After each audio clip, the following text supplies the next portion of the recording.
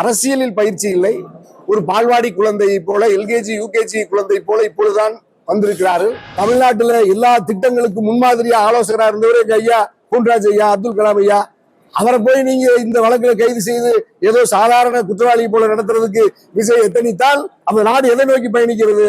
கருத்துரிமையை பறிக்கிற அரசாக தமிழக வெற்றி கழகமும் அதன் தலைவர் விஜயும் அந்த முதலமைச்சரும் இருக்கிறார் என்றால் இது எவ்வளவு பெரிய வன்மையாக கண்டிக்கத்தக்கது. ஆகவே உடனடியாக ஐயா பொன்ராஜ் அவர்கள் மீது பதியப்பட்ட வழக்கை திரும்ப பெற வேண்டும்.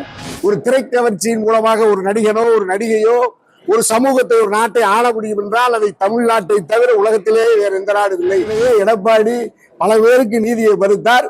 இப்பொழுது அவரே நீதி மறுக்கப்பட்டு தண்டிக்கப்படுகிறார். டயா பூஸ்டர் சுகரை கண்ட்ரோல் பண்ணும், உங்க ஆரோக்கியத்தை மீட்டு தரும். சர்க்கரையை கட்டுப்படுத்துறதுக்கான எளிமையான வழிமுறை, இயற்கையான வழிமுறை. அனைத்து மருந்து கடைகளிலும் கிடைக்கும். சபாநாயகர் விஜய் என்ன நிலைப்பாட்டு எடுக்கிறாரோ அந்த நிலைப்பாட்டை எடுப்பார். முதலமைச்சருடைய விருப்பத்தை பேரவைத் தலைவர் என்னுடைய ஆறுவீர் அண்ணன் தான், ஜேசிடி பிரபாகரன் ஐயா, மிக சேர்மையானவர், நல்லவர் தான். ஆனாலும் அவர் எடப்பாடிக்கு அண்ணா திராவிட முன்னேற்ற கழகத்திற்கு மாற்று நிலையிலிருந்து கருத்தை சொன்னவர். இப்பொழுது தமிழக வெற்றி கழகத்தில் இணைந்து உயர்ந்த சட்டமன்ற உறுப்பினராகி பேரவைத் தலைவராக வந்து விட்டார். மகிழ்ச்சி, வாழ்த்துக்கள். ஆனால் இந்த நிலையில் அவர் நடுநிலையோடு செயல்பட முடியாது. பேரவைத் தலைவர் வேலுமணி, தங்கமணி, சி.வி. சண்முகையா மாதிரியான ஒரு குழுவாக அண்ணா திராவிட முன்னேற்ற கழகத்தை செங்குத்தாக சட்டமன்றத்திற்குள் பிளந்து இரு அணிகளாக களத்தில் நிற்கிற பிளந்த அணிக்கு எங்களுடைய பேரவைத் தலைவர் அதாவது ஜேசிடி பிரபாகரன் ஐயா ஆதரவிப்பார். எடப்பாடி பழனிசாமிக்கு அண்ணா திராவிட முன்னேற்ற கழகத்திற்கு இப்பொழுதும் பொதுச் செயலாளராக இருக்கிற ஐயா எடப்பாடிக்கு ஒருபோதும் ஆதரவாக தீர்ப்பை எங்கள் பேரவைத் தலைவர் ஜேசிடி பிரபாகரன் ஐயா தரமாட்டார், தர முடியாது. ஏனென்றால் அவர் சார்ந்திருக்கிற அவர் எந்த கட்சி அவரை சபாநாயகராக்கியதோ அதை அவர்கள் விரும்புகிறவரை அதை ஏற்க மாட்டார். ஆகவே வேலுமணி, சி.வி. சண்முகையா அணிக்கு பேரவைத் தலைவர் ஆதரவு நிலைப்பாட்டை எடுப்பார். இந்த விடயத்தில் எடப்பாடிக்கு நீதி கிடைக்காது. ஏற்கனவே எடப்பாடி பல பேருக்கு நீதியை மறுத்தார். இப்பொழுது அவரே நீதி மறுக்கப்பட்டு தண்டிக்கப்படுகிறார்.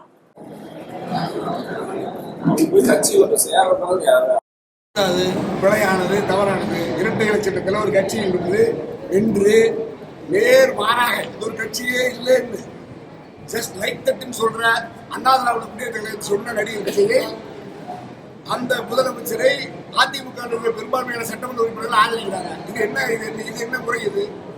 அதுதான் இது ஒரு குதிரை பேரத்திற்கு வழிவகுக்கிறது.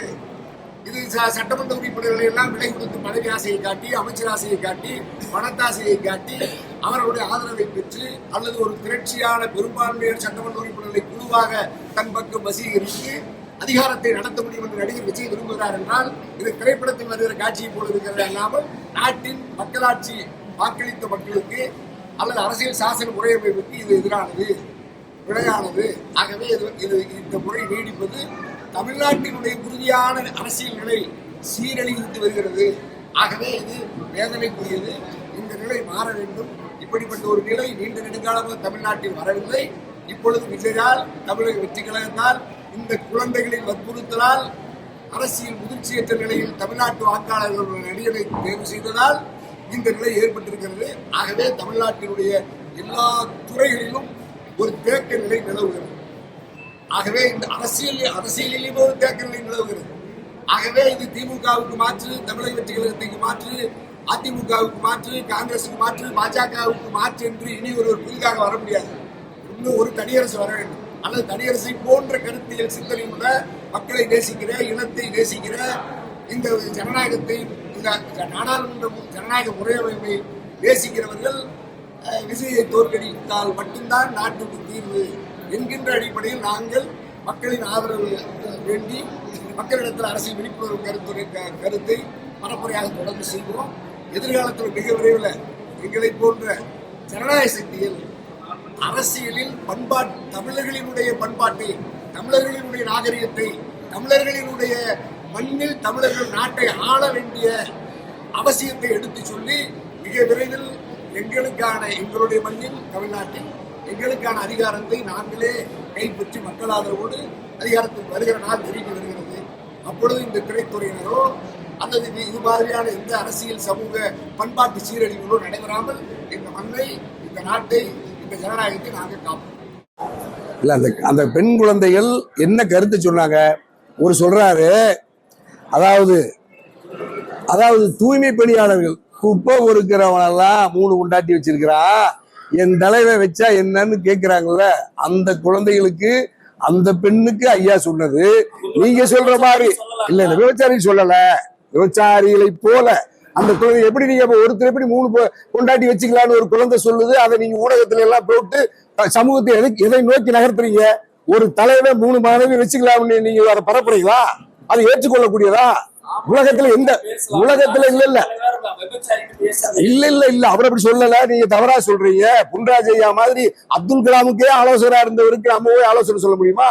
நீங்க புரட்சி தலைவர் அம்மாவுக்கு அவர் சொன்னதுதான், கறவை மாடு, கிராமப்புற மேம்பாட்டுக்கு மிக்சி, கிரைண்டர், மின்விசிறி எல்லா திட்டங்களையும் போயஸ் கார்டன்ல வந்து கொடுத்து ஆட்சி அதிகாரத்துல தமிழ்நாட்டுல எல்லா திட்டங்களுக்கும் முன்மாதிரியா ஆலோசகரா இருந்தவர் எங்க ஐயா பொன்ராஜ் ஐயா, அப்துல் கலாம் ஐயா. அவரை போய் நீங்க இந்த வழக்குல கைது செய்து ஏதோ சாதாரண குற்றவாளி போல நடத்துறதுக்கு விஜய் எத்தனித்தால் அந்த நாடு எதை நோக்கி பயணிக்கிறது? அந்த குழந்தைகளை, பெண் குழந்தைகளா என் கணவனை விட நான் விஜயை நேசிக்கிறேன்னு சொல்றாங்கல்ல, அப்ப கட்டிய கணவனை விட விஜயை நேசிக்கிறாங்கன்னா இந்த சமூகம் எதை நோக்கி போகுது? ஊடகம் இதெல்லாம் அனுமதிக்கலாமா? முதல்ல இதெல்லாம் நீங்க அவங்களை கைது செய்து சிறைப்படுத்தி இருக்கணும். எது எப்படி பண்படுத்துவீங்க? இல்ல எதை பண்படுத்து? அப்ப தலைவன் தானே பண்படுத்தணும். ஆமாய்யா, அல்லையா, இப்ப நீங்க பண்படுத்துறது யாரு? தலைவர் விஜய் தானே பண்படுத்தணும். விஜய் தான் பக்குவப்படுத்தணும், பண்படுத்தணும். ஆனா அவர் என்ன செய்யறாரு தெரியுமா? தன்னுடைய கட்டிய மனைவியை விட்டுட்டு, தன்னுடைய ஈன்ற குழந்தைகளை விட்டுட்டு இன்னொருவரை, யாரெல்லாம் நீங்க பாரதிய ஜனதா கட்சியுடைய மாநில தலைவர் சொல்றாரு, முன்னாள் சட்டமன்ற உறுப்பினர் சொல்றாரு, ரைடார் சொல்றாரு, ஒரு நடிகையோட தொடர்புபடுத்தி சொல்றாரு, அந்த வீட்டுல இருப்பாரு. அடுத்த நாள் திருமணத்துக்கு நீ அவரை அழைச்சிட்டு வர்றீங்க, உங்க மனைவியை அழைச்சிட்டு வந்தார் விஜய். அப்ப நீ என்ன சமூகத்துக்கு அடையாளப்படுத்துறீங்க? யாரோடு வேண்டுமானாலும் திருமண உறவை மீறி விதிக்கு புறம்பா வாழ்க்கை நடத்துற ஒருவரை நீங்க நாட்டின் அரசியல் தலைவராகவும் நாட்டின் ஆளுகிற ஆட்சி தலைவராக முதலமைச்சராக கொண்டு வருவீங்க. அதுக்கு பொன்ராஜ் ஐயா கேள்வி கேட்டா வழக்கு பதிவு செய்வீங்களா? என்ன நாடு இது? எதை நோக்கி நகர்ற நம்ம எல்லாரும்? ஆகவே இப்ப எங்க ஐயா, எங்க குமரன் சொன்ன மாதிரி தான் இந்த தமிழ் சமூகம் ஒரு குடும்ப ஒரு ஒழுங்கு முறையோட செயல்பட்டு இருக்கிறத நீங்க என்ன சொல்றீங்க? இப்ப பெண்கள் மது வருதலாம், யாரும் விரும்பியோட வாழலாம், ஆண்கள் மது வருதல விரும்பியோட வாழலாம்னா இந்த தமிழ் சமூகமோ அல்லது இந்திய நாட்டினுடைய பண்பாடு எதை நோக்கி நகர்கிறது? ஆகவே எங்கள் பொன்ராஜ் ஐயாவை அவர் அந்த சீரழிவை தடுத்து நிறுத்துவதற்கான சமூக பற்றுறுதியோடு களத்துக்கு வந்து கருத்தை சொன்ன பொன்ராஜ் ஐயாவை அவரையே நீங்க மிரட்டி பாக்குறீங்க, வழக்கு பதிவு செய்றீங்க. வழக்குகள்லாம் எங்க பொன்ராஜ் ஐயா அஞ்ச மாட்டார். இது வன்மையா கண்டிக்கத்தக்கது. தமிழக வெற்றி கழகத்தினுடைய விஜயனுடைய அரசு, தமிழ்நாடு அரசு, காவல்துறையே அவர் மீது பதிவுப்பட்ட வழக்கை, பொய் வழக்கை உடனடியாக திரும்ப பெறணும்னு தமிழ்நாடு கொங்கிளைஞர் பேரவை சார்பாகவும் ஒட்டுமொத்த தாய் தமிழ்நாட்டின் மக்களின் சார்பா எங்களுடைய அரசுக்கு வேண்டுகோளா வைக்கிறேன். இந்த வழக்கு பதிவு செய்ததுக்கு விஜய்க்கு முதலமைச்சரை கண்டிக்கிறேன். தமிழக வெற்றி கழகம் புதிதாக ஆட்சி பொறுப்பை ஏற்றிருக்கிறது. நடிகர் நாளாடக்கூடாது.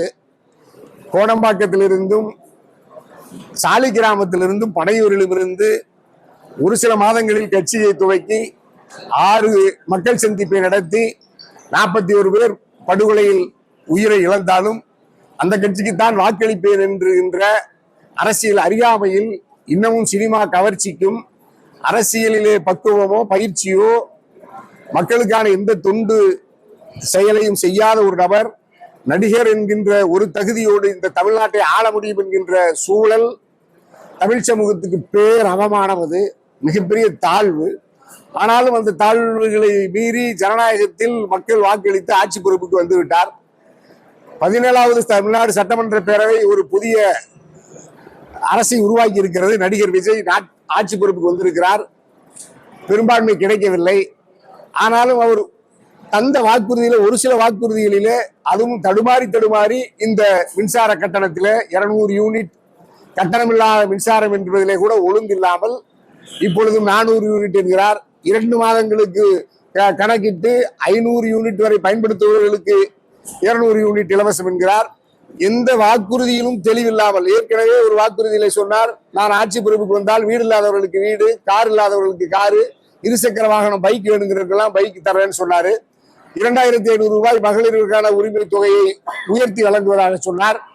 எண்ணற்ற சிங்க பெண், இந்த மாதிரி பெண்கள் மீதான அடக்குமுறை தடுத்து நிறுத்துவதற்கு அமைப்பு புது சிறப்பு சட்டத்தை உருவாக்குறேன்னு சொன்னாரு. அப்படி பல்வேறு போதை இல்லாத தமிழ்நாட்டை உருவாக்குவேன்னு சொன்னாரு. இன்னைக்கு வரைக்கும் ஒரு 600-700 மதுபான கடைகள் மட்டும் மூடப்பட்டிருக்கு. இன்னும் கிட்டத்தட்ட 4000த்துக்கு மேற்பட்ட மதுபான கடைகள் இயங்கி கொண்டிருக்கிறது. ஆகவே இந்த தமிழ் சமூகத்தில் ஏற்பட்டிருக்கிற நிர்வாக சீரழிவில் இருந்து மீட்பதற்கு மாற்றம் என்கின்ற தலைப்பில் உள்ளே களத்துக்கு வந்த விஜய் அரசியல் நிர்வாக ரீதியாக எந்த மாற்றத்தையும் தர முடியாமல் ஏற்கனவே ஒழுங்காக சீராக இருந்த நிர்வாகத்தையும் இப்பொழுது சீர்குலைந்து காணப்படுகிறத பார்க்கிறோம். அடிக்கடி மின்வெட்டு ஏற்படுகிறது, போக்குவரத்து இடையூறு ஏற்படுகிறது, பல்வேறு நிர்வாக நிலைகளில் மக்களுக்கு தேவையான அரசினுடைய எந்த திட்டமும் சலுகைகளும் பயன்பாட்டுக்குரிய எந்த ஒன்றும் உடனடியாக விரைந்து கிடைக்கவில்லை. ஆனாலும் அவர்கள் பயிற்சி இல்லாத காரணத்தினால் சட்டமன்ற உறுப்பினர்களோ அவர்களுடைய அமைச்சர் பெருமக்களோ ஏன் முதலமைச்சரே கூட அரசு நிர்வாகத்தில் பயிற்சி இல்லை, அரசியலில் பயிற்சி இல்லை. ஒரு பால்வாடி குழந்தையை போல, எல்கேஜி யூகேஜி குழந்தை போல இப்பொழுதுதான் வந்திருக்கிறார்கள். ஆகவே அவர்களுக்கான அவகாசம் தேவை என்று பொதுவாக சொல்லுகிறார்கள். ஆனால் அப்துல் கலாம் ஐயாவுடைய ஆலோசகர் ஐயா பொன்ராஜ் அவர்கள் ஒரு கருத்தை சொல்லுகிறார். அந்த கருத்துக்கு 2-3 மாதங்களாக வழக்கு பதிவு செய்யாத காவல்துறை விஜய் காவல்துறை அமைச்சராக பொறுப்பேற்ற உடனேயே ஐயா பொன்ராஜ் அவர்கள் மீது அந்த கட்சியின் சேர்ந்த மக்கள் பிரதிநிதியை சட்டமன்ற உறுப்பினரை புகார் தருகிறார். ஒரு சில மணி நேரத்திலே அந்த புகார் வழக்காக பதிவு செய்யப்படுகிறது. நடவடிக்கைக்காக காத்திருக்கிறார்கள் என்றால் எவ்வளவு பெரிய காழ்ப்புணர்ச்சி, எவ்வளவு பெரிய கருத்து சுதந்திரத்தை தடுத்து இப்போ அந்த சமூக சூழலை பற்றி விளக்கி பேசிய ஐயா பொன்ராஜ் அவர்களை போன்ற ஒரு மிகச்சிறந்த அரசியல் ஆலோசகர், அரசியல் விமர்சகர், இந்த மண்ணை மொழியை இந்த தேசத்தை நேசிக்கக்கூடிய அப்பனுக்கற்றவர்களை கூட வழக்கிட்டு கருத்து சுதந்திரத்தை தடுத்து சுதந்திரத்துக்கு ஜனநாயகத்திற்கான கருத்துரிமையை பறிக்கிற அரசாக தமிழக வெற்றி கழகமும் அதன் தலைவர் விஜயும் அந்த முதலமைச்சரும் இருக்கிறார் என்றால் இது எவ்வளவு பெரிய வன்மையாக கண்டிக்கத்தக்கது. ஆகவே உடனடியாக ஐயா பொன்ராஜ் அவர்கள் மீது பதியப்பட்ட வழக்கை திரும்ப பெற வேண்டும். கருத்து சுதந்திரத்தை தடுத்து தமிழ்நாட்டில் அல்லது இந்தியாவில் இருக்கிற இந்த சுதந்திர கருத்து வாய்ப்பை வழங்க மறுத்தால் தமிழக வெற்றி கழகம் வருகிற அடுத்தடுத்த தேர்தல்களிலே மக்களால் புறக்கணிக்கப்படுவார்கள். ஏற்கனவே இது போன்ற எதிர்ச்சதிகார அரசை நடத்தியவர்கள் எல்லாம் தொடர்ந்து மக்களால் புறக்கணிக்கப்பட்டிருக்கிறார்கள். இவர் ஒரு மாற்றத்தை தருவதாக சாதாரண ஏழை எளிய மக்களிடத்திலே, இன்னும் சொல்ல போனால் பள்ளி குழந்தைகளிடத்திலே, கல்லூரி குழந்தைகளிடத்திலே இவர் திரைப்படத்திலே வந்து சாகசங்களை செய்வதெல்லாம் உண்மை என்று நம்பி அந்த குழந்தைகளை நம்ப வைத்து ஏமாற்றி குட்டீசுகளுக்கு நன்றின்னு தேர்தல் நடந்து முடிஞ்ச உடனே சொன்னாரு. அப்படியெல்லாம் குழந்தைகளை எல்லாம் தவறான வழியில் பயன்படுத்தி அறிவுக்கு புறம்பாக பயன்படுத்தி இந்த வாக்கை முறைகேடாக பெற்று ஆட்சி அதிகாரத்திற்கு விஜய் வந்திருக்கிறார். ஆகவே விஜயனுடைய இந்த அரசு நிர்வாகம் இப்பொழுது திறனற்ற நிலையில், செயலற்ற நிலையில் தான் துவக்க நிலையிலேயே தெரிகிறது. ஆனாலும் எதிர்காலத்தில் இப்ப இந்த அரசு மற்ற நடவடிக்கைகளை பொறுத்து தமிழ்நாடு கொங்கிளைய பேரவை தனி அரசு அந்த அரசின் மீது மதிப்பீட்டை விமர்சனத்தை வைக்கும். இன்னும் ஒரு சில மாதங்கள் பொறுத்திருந்து இந்த அரசை ஏற்கனவே நான் விஜயை கடுமையாக விமர்சித்த ஒரு அரசியலாளர் என்றால் முதன்மையான அரசியலாளர் தனியரசு மட்டும்தான். ஏனென்றால் ஒரு தொன்மையான தாய் தமிழ் சமூகத்திற்கு எந்த மொழியின் மீதோ இனத்தின் மீதோ அல்லது எந்த கோட்பாட்டு கொள்கையின் மீதோ பற்றற்று இருக்கிற ஒரு சாதாரண நடிகரை நாடாள அனுமதித்திருப்பது தமிழ் சமூகத்திற்கு தாழ்வு, தமிழ்நாட்டுக்கு தாழ்வு என்று தொடர்ந்து ஊடகங்களிலே பரப்புரை செய்த தனியரசு விஜயே நாடாள வந்து விட்டார் என்ற பொழுது என்னால் இந்த தமிழ் சமூகத்தை மீட்க முடியுமா? ஒரு அறிவு சமூகமாக இந்த தமிழ் சமூகத்தை தட்டி எழுப்புவதற்கு எங்கள் வாழ்நாளெல்லாம் நூற்றுக்கணக்கான பேர் களத்திலே தமிழ் வாழ்க, இனம் வாழ்க, மொழி வாழ்க, எங்களுடைய பகுத்தறிவு கருத்துக்கள் வாழ்க, எங்களுடைய பொது உடைமை கருத்துக்கள் வாழ்க, இப்படியெல்லாம் நாங்கள் சொல்லித்தான் இந்த மக்களை அமைப்பாக்குறோம். ஆனாலும் எந்த அரசியல் பயிற்சியும் இல்லாத ஒரு திரைக்கவர்ச்சியின் மூலமாக ஒரு நடிகனோ ஒரு நடிகையோ ஒரு சமூகத்தை ஒரு நாட்டை ஆள முடியும் என்றால் அதை தமிழ்நாட்டை தவிர உலகத்திலே வேறு எந்த நாடும் இல்லை என்கின்ற அவமானத்தை சுமந்து எங்களை போன்ற அறிவுத்தளத்திலே நின்று இந்த மக்கள் சமூகத்தை, மானுட சமூகத்தை, தமிழ் சமூகத்தை தன்மானத்தோடு சுயமரியாதையோடு கௌரவத்தோடு தலை நின்ற நாளெல்லாம் காலமெல்லாம் பாடுபடுகிற போராடுகிற எங்களை போன்றவர்களுக்கு இது மிகப்பெரிய ஒரு தோல்வி, மிகப்பெரிய வேதனை. இந்த வேதனையிலிருந்து மீள்வதற்கு விஜய் தன்னை மாற்றிக்கொண்டு களத்துக்கு வருவாரா அல்லது இதே சினிமா பாணியிலேயே இந்த அரசை நிர்வாகத்தை நடத்துவாரா என்று பொறுத்திருந்து பார்ப்போம். இப்பொழுதும் துவக்க நிலையிலேயே விஜயால் மக்களின் நம்பிக்கையை பெற முடியவில்லை. தந்த வாக்குறுதியை நிறைவேற்றுவதற்கு தயங்குகிறார். அவருடைய அமைச்சரவையில் இருப்பவர்களும் முதிர்ச்சியற்ற அமைச்சர்கள், பயிற்சியற்ற அமைச்சர்கள். இனிமேலாவது பயிற்சியும் முதிர்ச்சியும் பெற்று நிர்வாகத்தை சீர் செய்வாரா என்று பொறுத்திருந்து பார்ப்போம்.